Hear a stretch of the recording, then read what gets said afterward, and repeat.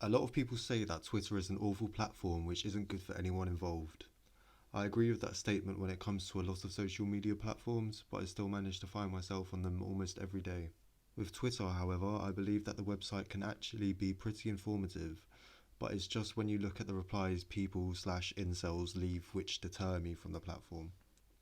But what absolutely takes the cake in terms of AIDS Twitter comment sections is football Twitter, and what emphasises this group's toxicity is the fact that they'd probably take that as a compliment. They just love being shitty, there's no better way to sum them up than that. It's literally everywhere you go, just a constant stream of negativity, and it makes just the average user's time on Twitter pretty unbearable.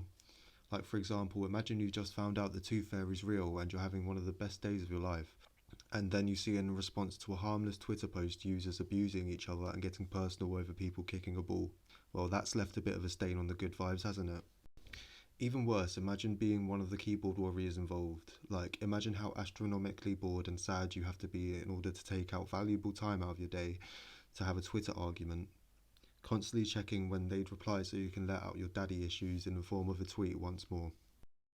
It's literally just generally unhealthy for everyone involved, and I genuinely feel sorry for anyone who has to resort to this kind of behaviour. You might be watching this thinking, well, if you're so clearly involved on Twitter and hate it, then why don't you leave? And that's a pretty fair question if I'm honest. I haven't been a fan of social media and the role it seems to have played in society for a while now.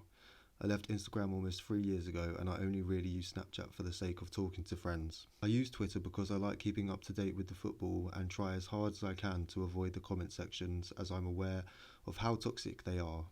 However, it's like scrolling through TikTok for some funny vids without coming across a half naked boy grinding on my screen. You're left with some negative consequences after innocently browsing for good content to make your day better.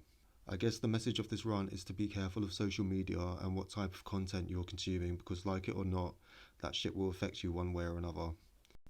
Oh, and that football Twitter is run by a bunch of incel teens who don't get their internet time regulated enough by their parents. Cheers for watching.